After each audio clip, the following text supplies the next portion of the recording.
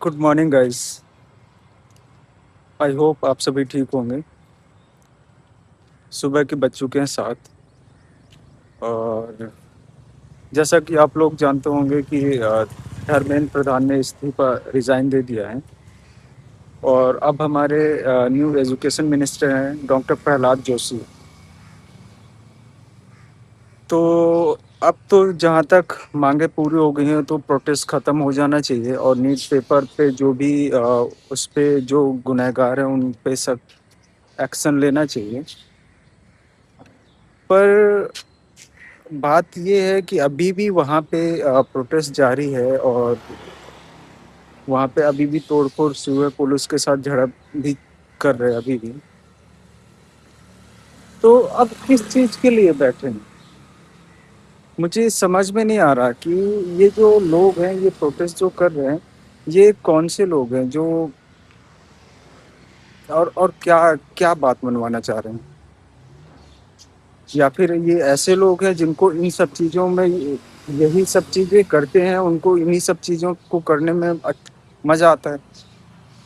क्योंकि protest students तो नहीं है, डेफिनेटली स्टूडेंट्स तो नहीं हैं क्योंकि चीज़ें जैसे कि अभी एक मेरा ही दोस्त है,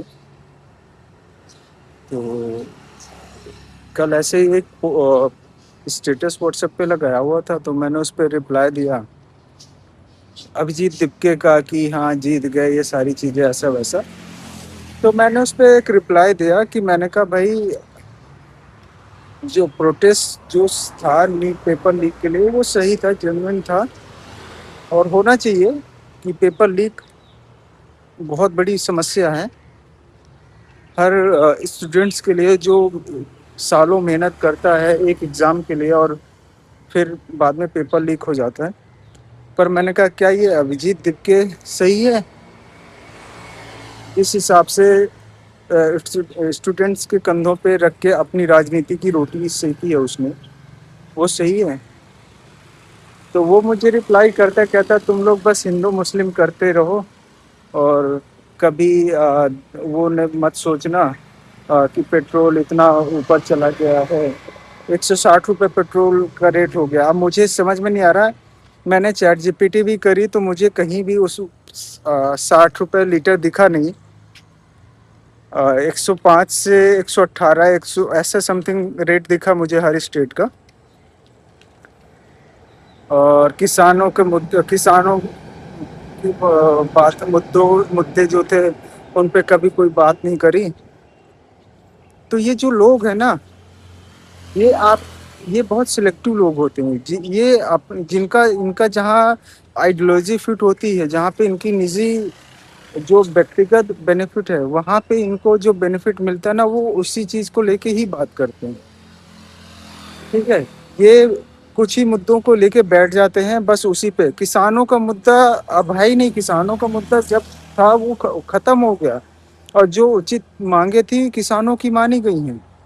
ठीक है, पर ये लोग क्या है ना, ये बहुत सिलेक्टिव लोग होते हैं। ये दलित पॉलिटिक्स जो है ना उससे आगे बढ़ ही नहीं पा रहे।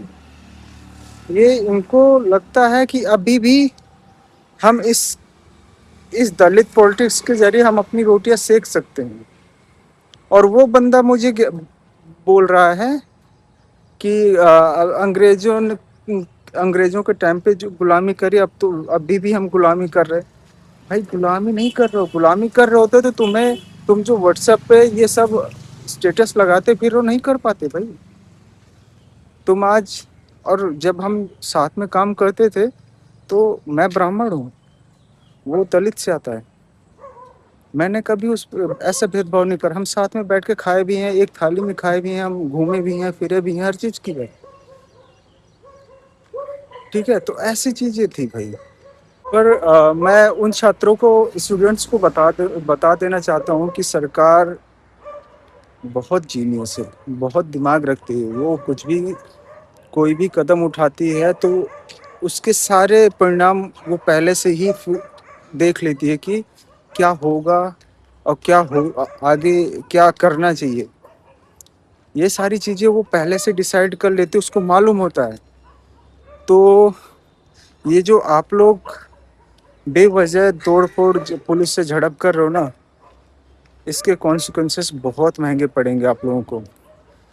तो अभी भी टाइम है, आप लोग अगर हैं तो वहाँ से निकलें और अपने घर जाएं। और किसी की राजनीति में करियर चमकाने का जरिया मत बने, ठीक है। जो गलत जो चीज़ें थी उसके लिए हमने भी उठाई, सब लोगों ने आवाज़ उठाई है जहाँ पे जो चीज़ें गलत थी। पर अब अगर जो मांगे थी वो आपकी मांगे पूरी हो चुकी हैं, तो अब कोई फायदा नहीं है उस चीज़ का कि आप लोग अभी भी लगे पड़े रहो, ठीक है।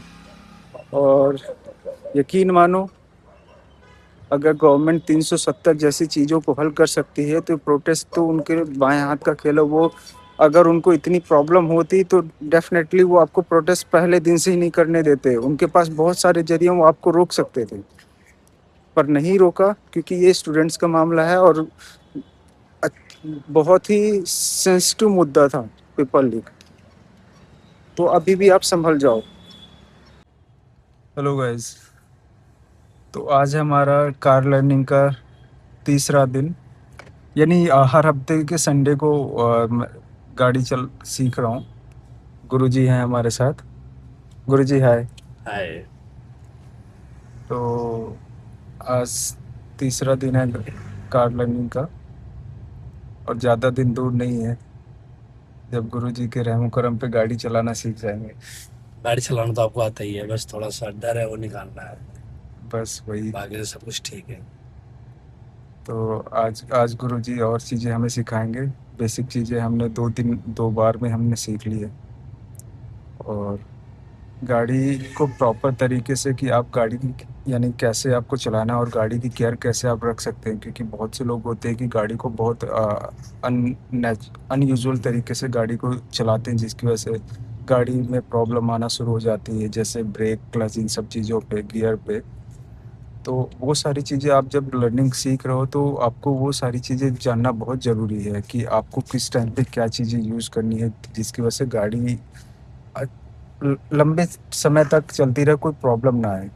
पर बहुत से लोग क्या होते हैं कि जल्दबाजी में सीखते हैं, उनको क्लच, गियर, इन सब चीज़ों के बारे में मालूम नहीं होता, जैसे जो आया समझ में वो यूज़ करना शुरू कर देते हैं, जिसकी वजह से ये नतीजा निकलता है कि गाड़ी कुछ टाइम के बाद ख़राब होना शुरू हो जाती है और बहुत प्रॉब्लम शुरू हो जाती है, कभी गियर बॉक्स में, कभी क्लच प्लेट में, इन सब चीज़ों पे। तो ये बहुत ज़रूरी है। और दूसरी चीज़ ये कि हमें गाड़ी चलानी कैसी है। आप जब सड़क में चल रहे हैं तो ये, क्योंकि आप अकेले नहीं चल रहे हैं, बहुत सारी गाड़ियाँ चल रही होती है, आगे पीछे आपकी होंगी। तो ये भी इंश्योर करना होता है कि आप सही तरीके से चला रहे हैं कि नहीं, क्योंकि आप अपने लेन पे हैं या फिर आपको क्रॉस करना है। ये सारी चीज़ें बहुत बेसिक सी लर्निंग है, पर बहुत इम्पोर्टेंट है, जो कि आज की डेट में हर कोई नहीं सीखता, ना कोई बताता। क्योंकि ये होता है कि घर पे गाड़ी है, चलो भाई उठाया, जो जैसे मनाया सीखा, चलाना शुरू कर दिया।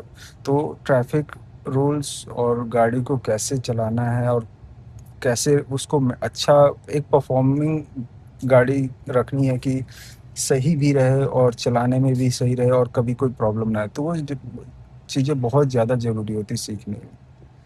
तो आज हम वही सीखेंगे, गुरुजी हमारे साथ हैं, अब वो सारी चीज़ें सिखाएंगे। तो चलिए शुरू करते हैं।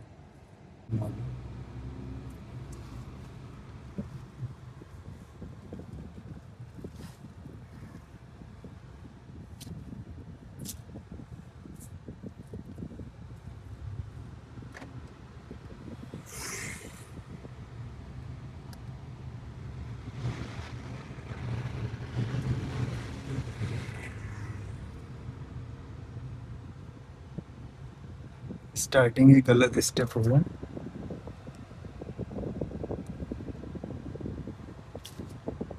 तीसरा क्या डाल सकते हैं? और स्पीड थोड़ा आपको संभालना है, आप सेकंड गियर पे से।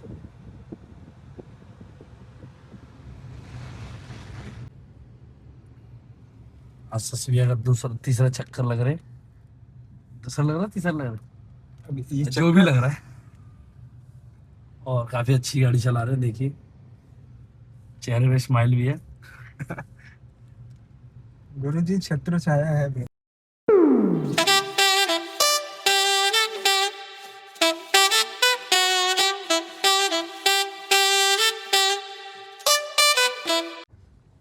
गाइस आज की ड्राइविंग कोर्स जो था, ड्राइविंग लर्निंग थी, आज की ख़त्म है और अब हम चल रहे हैं पार्किंग की तरफ। और जैसा कि मैंने पहले भी बताया था कि ऐसे लोगों से ज़रूर दूर रहें, सावधान रहें, जो आपको केवल एक तरफ़ा चीज़ें दिखाते हैं और एक तरफ़ा चीज़ें बताते हैं। आपको दो, क्योंकि प्रोटेस्ट में 2 चीज़ें हो रही हैं, दो तरफ़ा है। यानी कि जो जेन्युइन प्रोटेस्ट है वो तो समझ में आता है कि हाँ, नी पेपर लीक की सबसे बड़ी समस्या जो कि सही होनी चाहिए, उसको ऐसा नहीं होना चाहिए। पर जहाँ पे पेपर लीक की समस्या सुनी जा रही है और सुना भी, और जिसकी वजह से धर्मेंद्र प्रधान ने रिज़ाइन कर दिया और अब तो वो मुद्दा भी वो हो गया। पर जो अभी भी गतिविधि चल रही है वहाँ पे, जो भी अभी भी एक्टिविटी चल रही है कि वहाँ पे लोग अभी भी पत्थरबाजी कर रहे हैं, ये सारी चीज़ें, तो ऐसे लोगों से दूर रहें। मैं तो ये बोलूँगा कि अब सारी चीज़ें सॉल्व हो गई हैं और गवर्नमेंट को ये सबक भी मिल गया है कि हाँ भाई, यूथ क्या कर सकता है। तो बेहतर यही है कि आप लोग अपने घर जाएँ आप, और भविष्य को लेके आप आगे की तैयारी करें और चीज़ों को अपना भविष्य बनाएँ करियर में।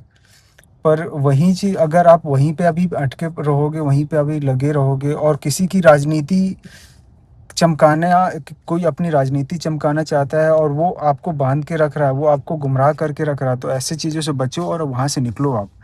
क्योंकि जिस चीज़ के लिए मुद्दा उठा था, जिस चीज़ के लिए वहाँ पे प्रोटेस्ट शुरू हुआ था, वो चीज़ें ऑलरेडी ख़त्म हो चुकी हैं। तो आपको अब इंश्योर करना है कि आगे ये सारी चीज़ें ऐसी कभी ना हो, पेपर लीक जैसी समस्या। तो इसके लिए आपको ध्यान देना पड़ेगा और गवर्नमेंट को, और बहुत ज़रूरी था गवर्नमेंट को ये सारी चीज़ सबक सिखाना, क्योंकि कहीं न कहीं इन सब चीज़ों को बहुत लाइटली लेते हैं। तो गवर्नमेंट को आईना दिखाना बहुत ज़्यादा ज़रूरी था कि यूथ के साथ खिलवाड़ अगर आप कर रहे हो तो यूथ क्या कर सकता है, वो आज की डेट में किसी को बताने की ज़रूरत नहीं है, क्या कर सकता है सबको मालूम है। तो गाइज़ मैं तो यही बोलूँगा कि आप लोग अब अपनी समझदारी दिखाएँ, अपना दिमाग लगाएँ, किसी के बहकावे पे नहीं आना है हमें। और दूसरी चीज़ ये कि जो आपके ज़रिए अपनी राजनीति करियर चमकाना चाह रहे हैं, उनसे बचें आप। क्योंकि वो तो अपना राजनीतिक करियर चमका के चले जाएँगे और बाद में कल को आपको लीगल तरीके से कुछ भी प्रॉब्लम होती है तो वो नहीं आएँगे आपको, वो इवन आपको पहचानते भी नहीं। आपने इतनी लाठी डंडे खाए हैं, वो लोग एक बार भी आपको पूछे भी नहीं होंगे कि भाई आपको कहाँ लगी, क्या लगा, या मेडिकल इमरजेंसी या कुछ ऐसी नीड है क्या? तो आप लोग समझदार हैं और देश के यूथ हैं, तो आपको बेहतर समझदारी से उम्मीद है, बेहतर समझदारी की उम्मीद है हम सबको। तो बस गाइज़ आज के लिए बस इतना ही मैं बोलूँगा। और यूथ है तो भविष्य है और बस यही सारी चीज़ें हैं। तो आज के लिए बस इतना ही और मिलते हैं नेक्स्ट अगले ब्लॉग में। गाइज़ अगर आपको मेरा ब्लॉग पसंद आ रहा है तो please like, share, comment, subscribe ज़रूर करें और तब तक के लिए बाय बाय, मस्त रहें, स्वस्थ रहें।